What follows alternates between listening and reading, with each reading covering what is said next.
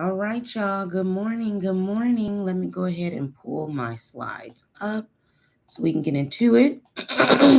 Excuse me. Today, we are talking about savings. So let me go ahead and share my screen. Let's make it pretty big. All right. Good morning, you guys. Comment in the chat where you're logging in from, where you're watching from. Again, I like to keep these under an hour, so we're gonna get right into it. But I like to see kind of who's here and where you're from. All right. So let's move on. So today's topic is around 5 tips to help you save more with your 9 to 5 income. And for the most part, a lot of you all have likely found me because I talk a lot about maximizing your 9 to 5 income. But one of those key components of what I truly believe in is sorry, I got my fan on.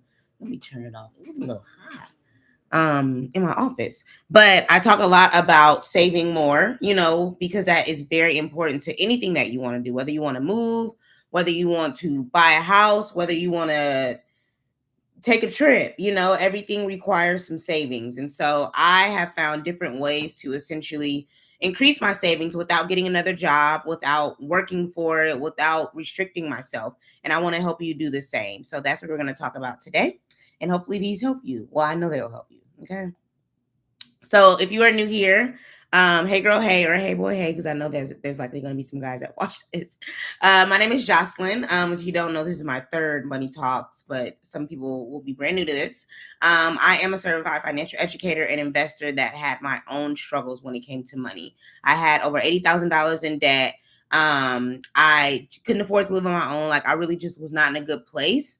And that is essentially what forced me to sort of take a look at my own life and make changes and ultimately share those with other people, which formed ultimately Maximize Money. So where I started was, again, paycheck to paycheck living. I'm gonna turn this fan back on. It's hot. I don't understand why. But I was like many of us, living paycheck to paycheck, and life started lifing. I ended up quitting a toxic job. Like many of us have been in toxic jobs, and it's just like ill. Like I can't, my peace of mind, I can't even function here. And so like I ended up having to quit that job, and then from another job, like I got laid off, and this was right in the middle of the pandemic. And it was really just like all of those combinations of experiences that taught me that like I was not where I needed to be financially.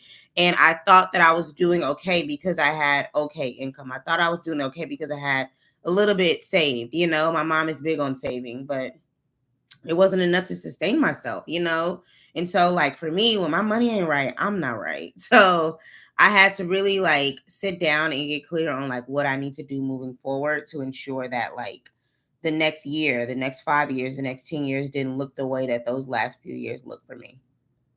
So now, again, I paid off that $80,000 in student loan debt. Yay. I purchased my first home, which is now an investment property, and I am generating passive income. And one of the ways that I'm going to talk about today contributes to this $500 that I get on a monthly basis. And if you don't know what passive income is, it's essentially money that you don't have to work for. So for a lot of us, we have to work our 9 to 5s. We have to work the side gigs, but with, passive income, the money comes to you because you're spending it the way that you would spend it at a store, but you're spending it in more strategic ways that offer that ROI, that return on investment. And so that is essentially what my brand is about. I started sharing those stories, and Black women felt it, but now I feel like it's just open to all women and men. And so that is what we talk about a lot over here at Maximize Money. I'm helping you essentially, maximize the bag that you're getting from your job so that you don't have to be there if you don't want to, and that you have other sources of income coming in. So before I jump in, if you have any questions, just add a Q in front of it in, the chat. That way I can come back to it and ensure that I answer it. Talk to me. I talk back. Like, I don't want to feel like I am teaching, but like this is a community. This is a safe space. So bring all your questions, all your thoughts. Be respectful, of course, no judging. Engage with me online. I should have my links in the bottom right corner. Yep. On Instagram and TikTok. And then, of course, stay focused and silence the distractions. I try to keep these under 1 hour, because we all have things to do, whether that's just resting or time with the kids, time with the family. Like I'm completely understand how you feel. Like I'm going to hang out with my cousins after this. So like focus for this 1 hour, do what you need to do, and then go off and enjoy your life. So I like to add this slide here because it represents what so many of us are as women. We're mothers, wives, daughters, cousins, sisters, professional women, servants in our churches. You know, we serve many roles, and the last thing that we want to do is worry about our money. You know, our money should always be working for us, and that's why saving is so important. And again, I'm going to show you like how I'm able to make this work for me as well as my clients, and so that they can continue to do these things without worrying about if they have the money to do it, essentially. So let's just jump right in 5 minutes later. 5 tips that will help you start saving more with your 9 to 5 income. The first one is to decide that you want to save. If you have watched any of my other money talks, you know that like this is all a decision. Nobody is going to put a gun to your head and force you to save, to pay off your debt, to get your money right. But life is going to life, and life is going to humble you if it hasn't already, baby. Like not being able to sleep at night because your money is not right is a real thing that a lot of us feel, including myself. Like I still have my moments, despite being debt free, despite being a financial educator, where I mess up, you know, or I spend frivolously, or I let my emotions dictate my spending. And like I have to always come back to this and say, you know what? You can make more bad decisions for the rest of September, or you can say, you know what? Let me look at my numbers and hold myself accountable and decide that I want to get back on track. So whether you have already been doing it and you fell off, or you know that you've been wanting to do it and you haven't, just decide, like make that decision. And then point 2 is to create a SMART goal around your savings. So a SMART goal, SMART stands for specific, the S stands for specific, which means that it needs to be specific. Like I want to save, I don't know, $5,000. The M is measurable, which means that you give it something that you're measuring against. I want to save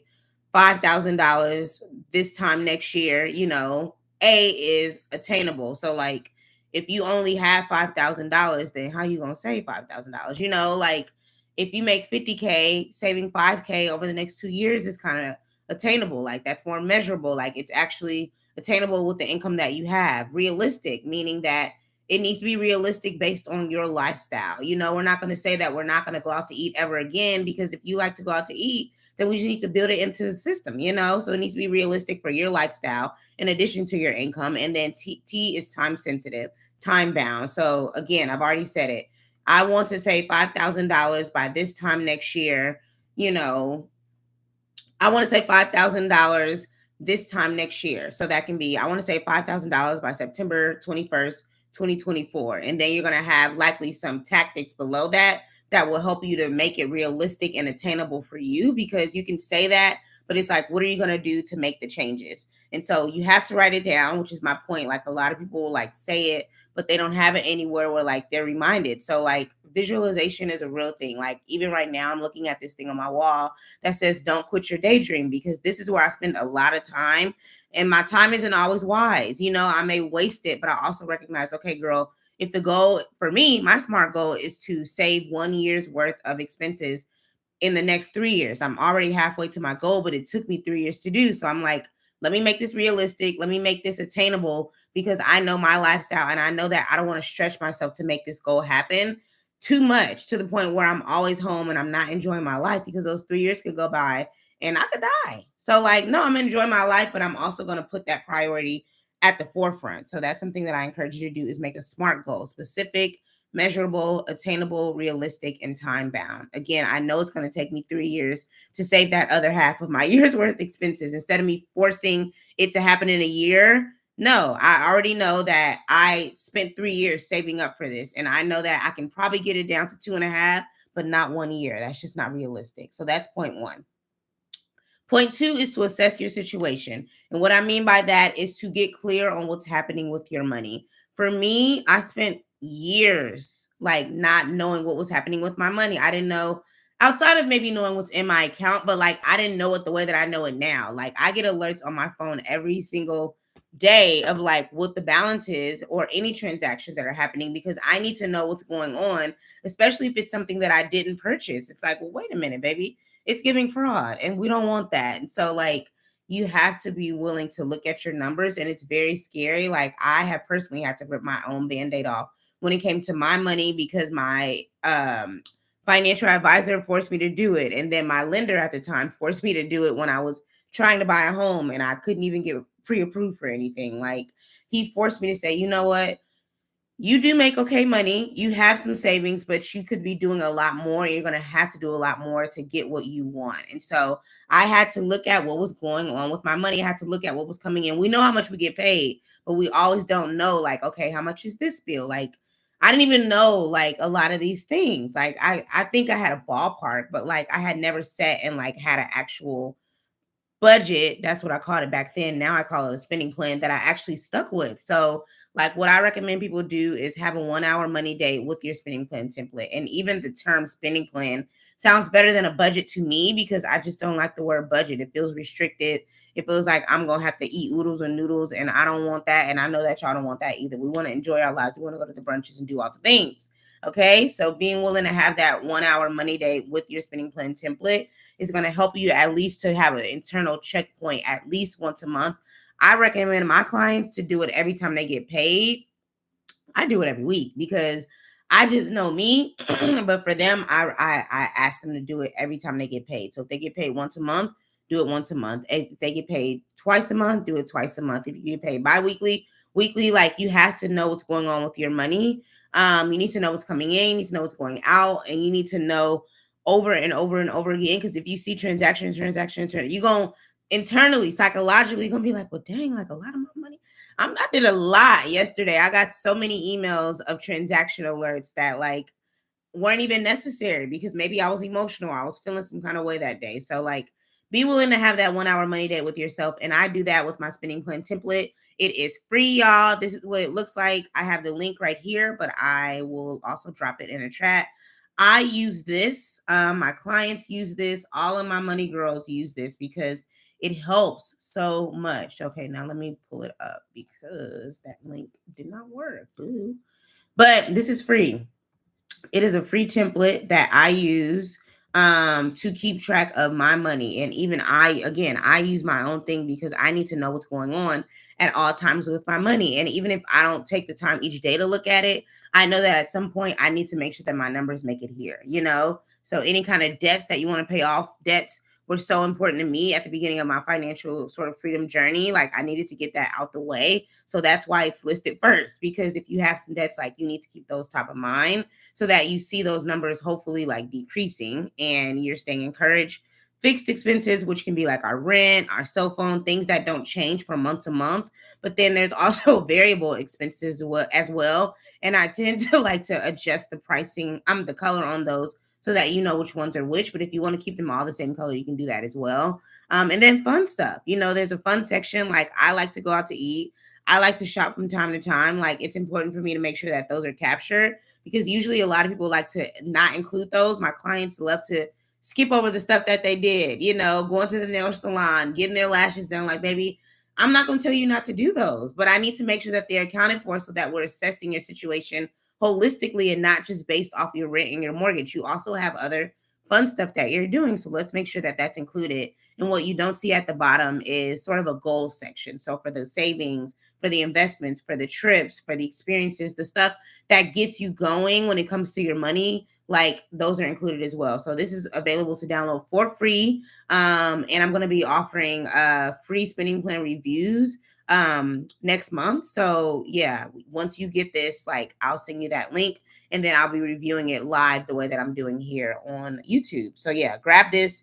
I use it, clients use it, like it's a game changer and it's already calculated in for you. So all you literally have to do is add the items that you need to include that may not be listed and then add your numbers, which is going to force you to like pull them out. And then that way you rip the band-aid off and you can say, okay, that was hard, but it wasn't that hard. Now let me keep doing this so that I can get my money right. All right. So, you know, in order to do that, you have to examine your numbers and determine, oh, this is not the right slide. Sorry, y'all.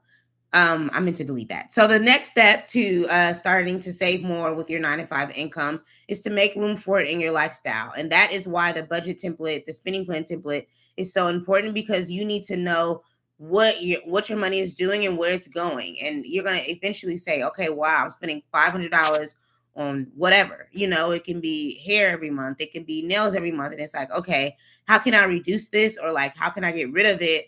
Or like, what other alternatives do I have? Which I think is the next point. So think of like one or two things that you can reduce or get rid of, because that's going to be important so that that money can be rerouted to your savings. And so for me, as an example, like nails, like I used to, I feel like get my nails done every other week, but obviously nails were a lot cheaper back then. Like now nails are like $100, and I never really got like long nails. Like I've always just been a little gel manicure, maybe powder dip girly, but like they weren't that expensive. Now I feel like everything is just twice, triple the price. And so I've learned how to start doing my nails at home. And that's not to say that I do them at home every time, because if it's a trip or if it's a special occasion, or I just don't feel like doing it and I have the room in my spending plan, like I'm going to just go get them done. But to go every other week the way I was going when I was younger, no, ma'am. And I work from home. So it's like, who's really seeing my nails like that? Like I'm not in an office. I'm not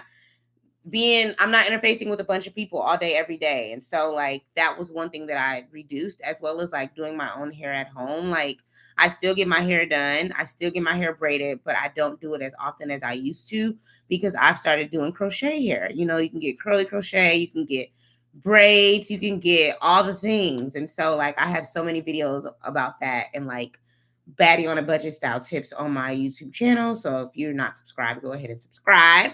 But you will likely look at those numbers on your spending plan and be like, okay, dang, like I'm doing too much here.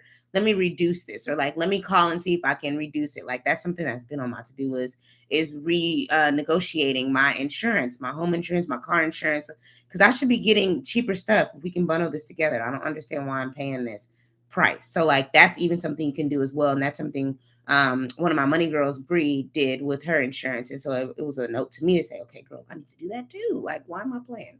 So step 4, the fourth tip to help you start saving more with your 9-to-5 income is to automate your savings. And automating your savings essentially means that the way that your companies are automating that direct deposit to you, you are automating some amount of money to your savings account.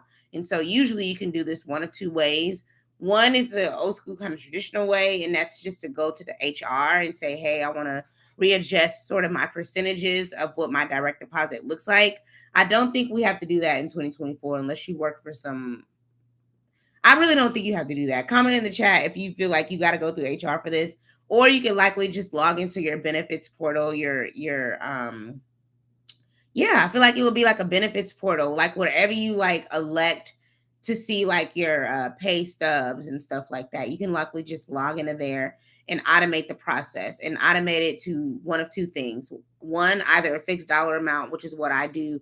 And I need to adjust it, but I do a fixed dollar amount from every check that goes to my savings, or you can do a percentage. So that can be 5% of your, income can go to this automated savings account that you create. Again, I do a fixed dollar, but I don't think there's a right or wrong way at this point. I just have calculated my numbers based on my spending plan, and that's the route that I go. I do have a client. She does a percentage. She makes a lot more money than me, so it makes more sense for her. And then obviously, I actually really like the percentage route, because as you make more money, she gets more promotions.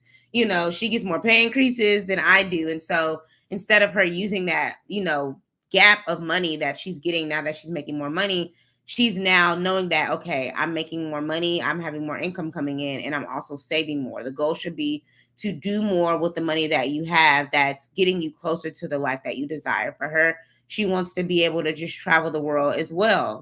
She doesn't want to quit her job, but she wants to know that like I work so hard that when I get to this point, I'll be able to take that year off and go do the gap year that I feel like a lot of us want to do, which is essentially like a year where you don't work and you do what you want to do. Like a lot of my clients find me that way because I do a lot of dream talking on my content. Like I'm not talking about how to become better at your job. I'm talking about how to use your job so that you can go do the things that you want to do.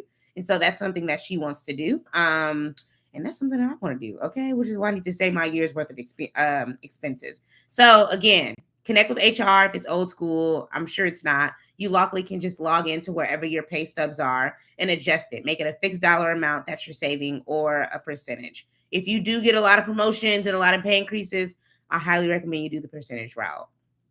And so what I want you to do is, once you do that, and I'm going to talk about the final step that you need for, making more money with that money that you're saving, and that is to visit the balance at the end of each month.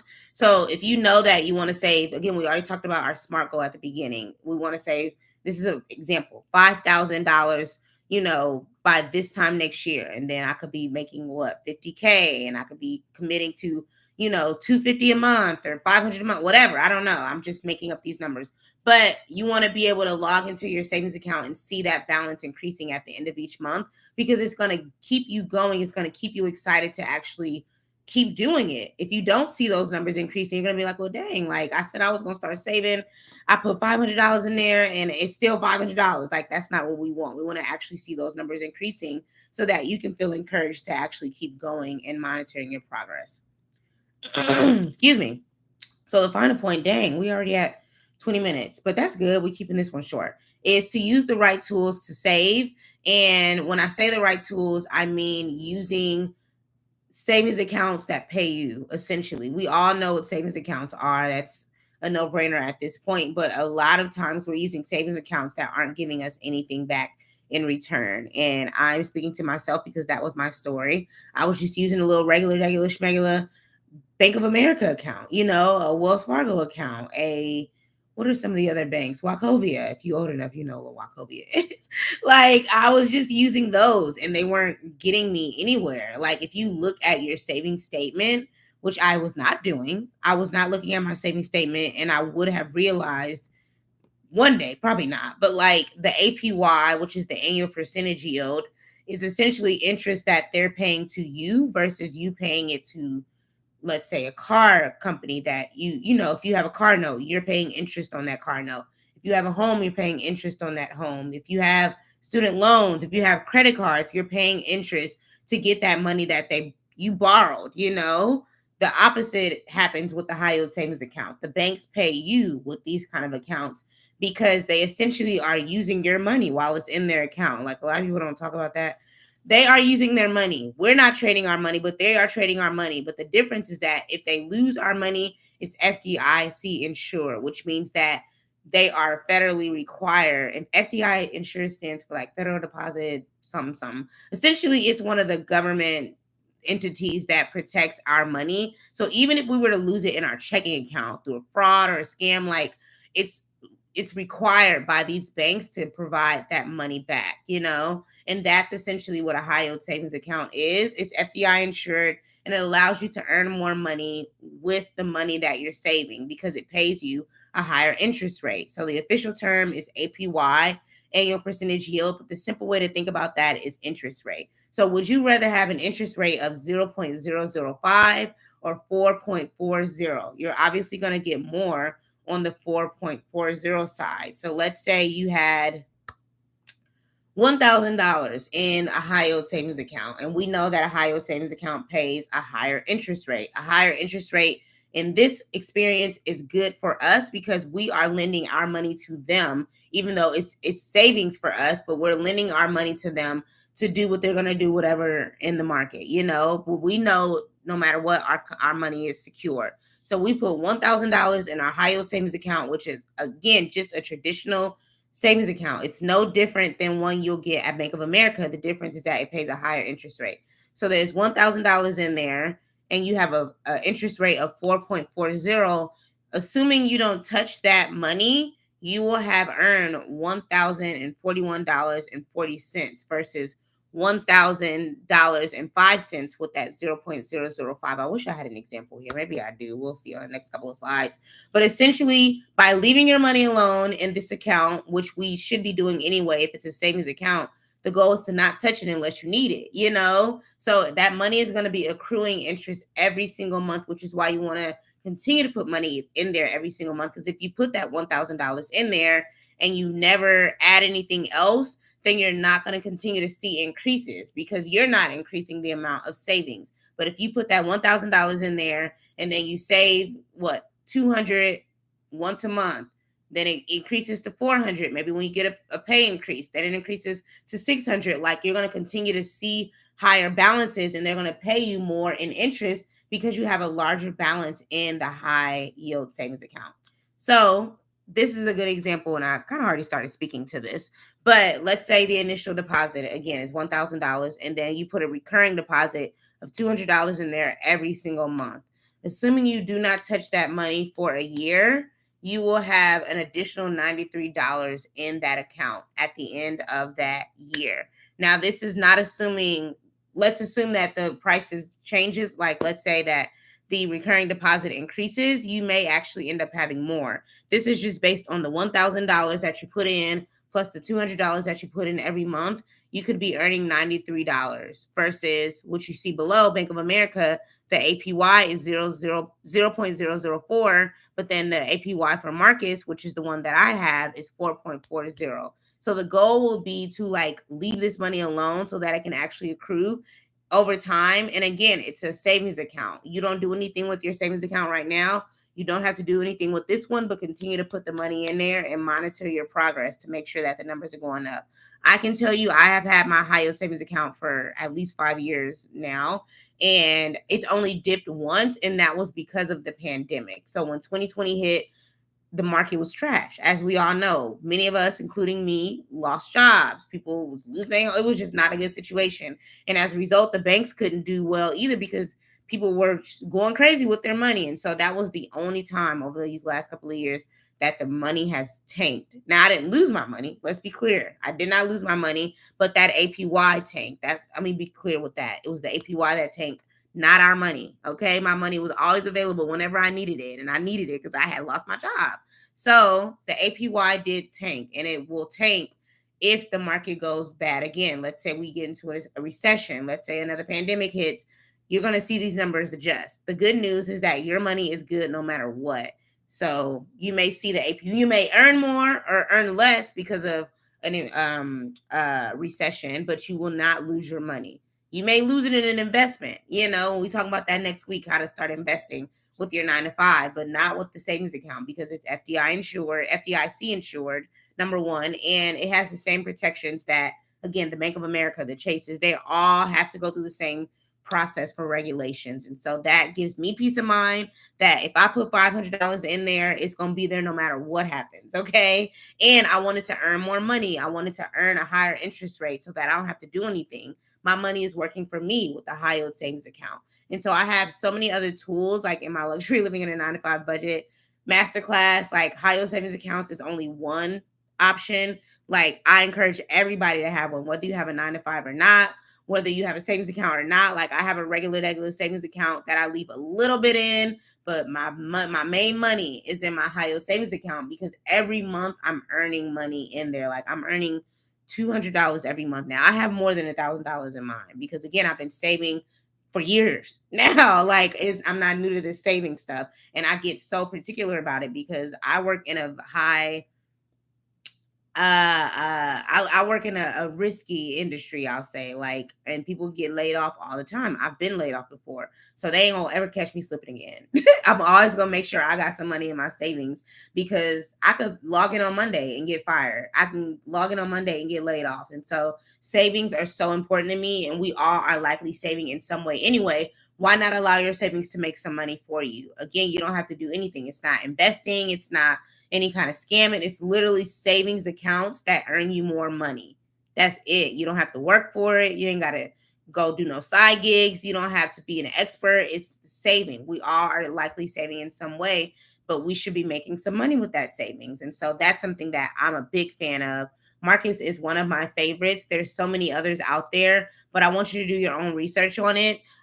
Use the right tools. So I want you to, one action item that I have for you is to research high yield savings accounts. Don't just take my word for it. You can watch videos on it. You can find some articles on it. Like the World Wide Web is free, baby. Like learn what you need to learn if you've never heard of this, or if you're like, yeah, I think you have been talking about this for a while and I never started.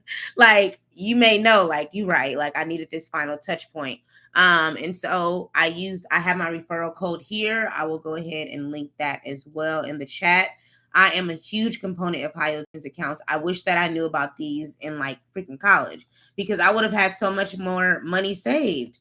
Like I'm a huge fan of these. We're already saving anyway. And so this is my referral code. I'll put it in the chat.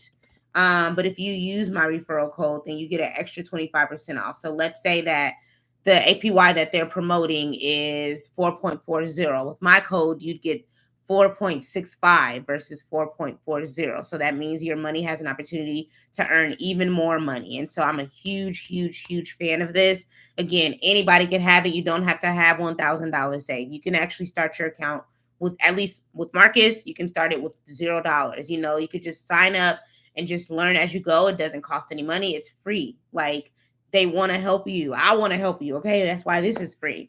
But yeah, I'm a huge fan of high yield savings accounts. But again, find which one works for you. But please use one. Like, do not just use these. I mean, use Bank of America, not Wells Fargo.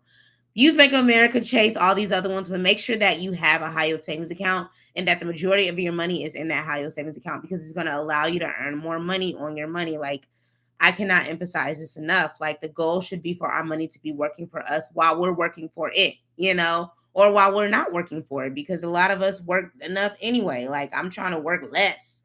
Okay. I feel like we all want to work less, but not sacrifice our lifestyles. And so saving can help you accomplish that, amongst obviously paying off your debt, you know, investing, all the things. But we're talking about savings right now. You cannot sleep well at night. You cannot pay for some unprepared expense like tires. For me, I literally just got new tires yesterday. Like, life be life in. But to know that we have the money and we have more money than we realize because of a high yield savings account is going to make us feel good about the decisions that we made to save. Oops. Okay. Sorry, y'all. All right. So that was you know, savings, and I wanted to kind of give you it in real time. And so one of my former clients, her name was Vivian.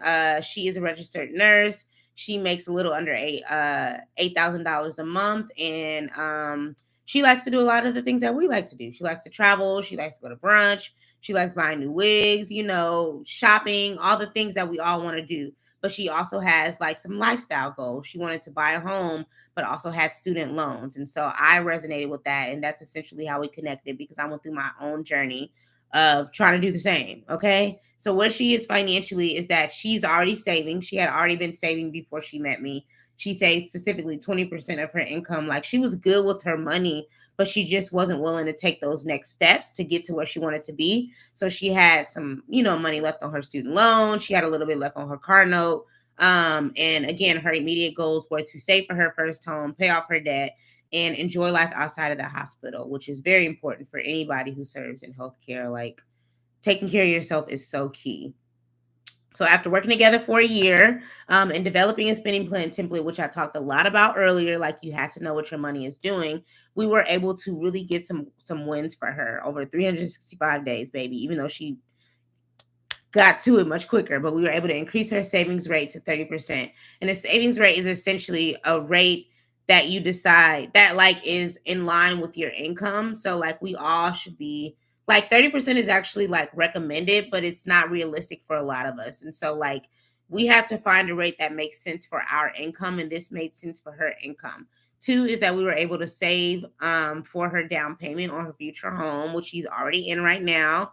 And then we were able to help her pay off her car note. She had about $3,000 left. She thought it would take 2 years. It happened in 8 months because she buckled down. Like, after she really got a chance to like look at her numbers and realize where she was spending frivolously, like, we cut back on a lot of stuff, but she still got to enjoy her life, you know. And then lastly is she has a little bit left of her student loan debt, but I recommend it to her. And it's kind of like industry knowledge is that like student loans, homes are more favorable from a debt perspective than consumer debt, which can be credit cards, even a car note, which is kind of dumb because we all need a car unless you live in like New York or something. But like, consumer debt could be the credit cards from the stores, the airline cards, and even I have those, but I pay mine off. Okay. Like, it's the stuff that is attached to things that are for us versus like stuff that we actually needed, like a place to live, a car. Like, those things are considered more favorable, especially when it comes to buying a home. Like, I had a high amount of student loan debt, and I had a car note, and I had credit card debt. Like, I had all of it, you know, but the student loans weren't looked upon as bad because I didn't need to go to school, but like, people understand. But the issue was that I had over $80,000 of everything combined.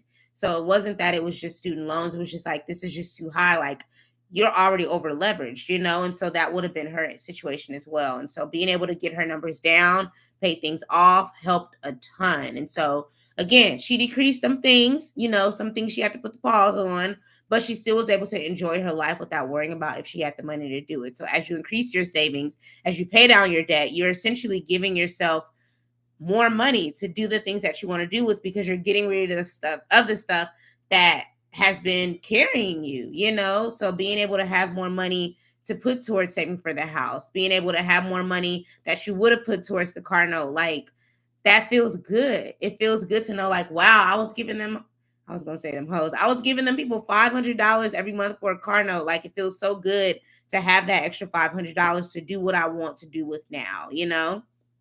So I'm a huge fan of those kind of wins, and that's what I wanted to share with you. So just to go backwards, that was a Master Your Money session, the one-on-one coaching that I did with Vivian. I've done that with other women. I do not promote it as much. They've kind of found me like through word of mouth, or just happen to reach out on LinkedIn, or not on LinkedIn, on TikTok and Instagram. But if you're interested in sort of your own personally developed like plan for like getting your money right, paying off your debt, saving, doing all the things, and you're tired of like consuming like all these different resources, because I know what it's like.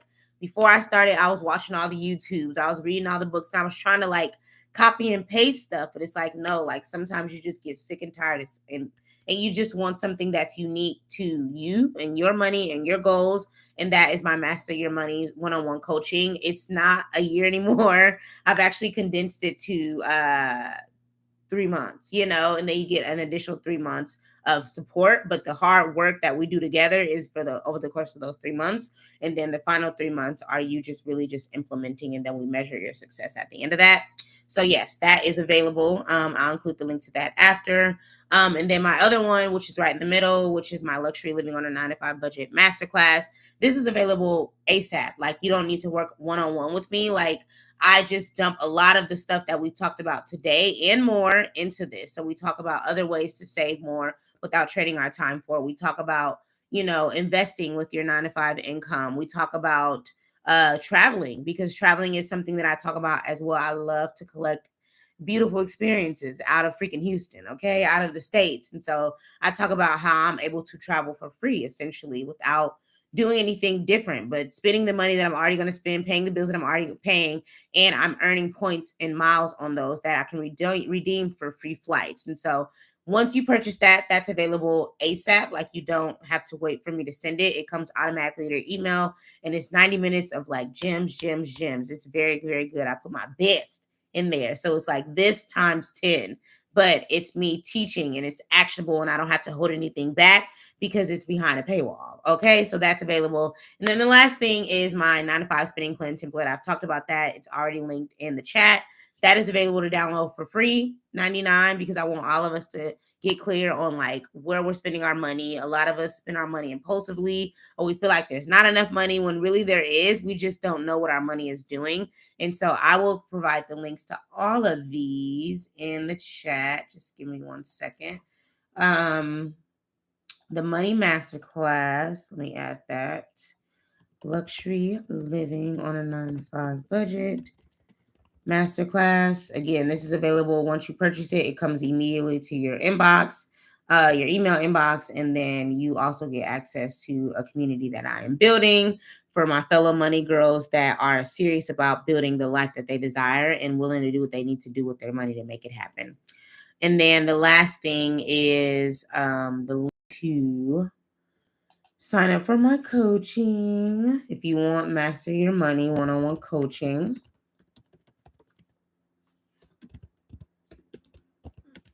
I'll put that. I had these saved. I don't know why I couldn't just copy and paste them on in here, but whatever. That's what a keyboard is for. So yeah, though. Excuse me. All right, let's see. So that's that on that. Let me go ahead. I don't know why you could see all the stuff on the side. But anyway, next week we are going to talk about investing tips for beginners. So specifically for the girlies that are, working the 9 to 5, want to invest, don't know where to really start, don't really understand investing, we're going to take a little peek inside. Okay. So thank you so much for joining me. Please like and share this with someone, comment any questions that you have. And I will see you next week to talk about investing. This is the final version of Money Talks. Next week will be the final version. So thank you guys for rocking with me. Hopefully this has been helpful. You've gotten to learn about my style, my teaching, and I'm excited to see some wins. So comment back, let me know what you've been able to accomplish, what was most beneficial to you, what was most helpful. And I'll see you guys next week. Investing for Beginners.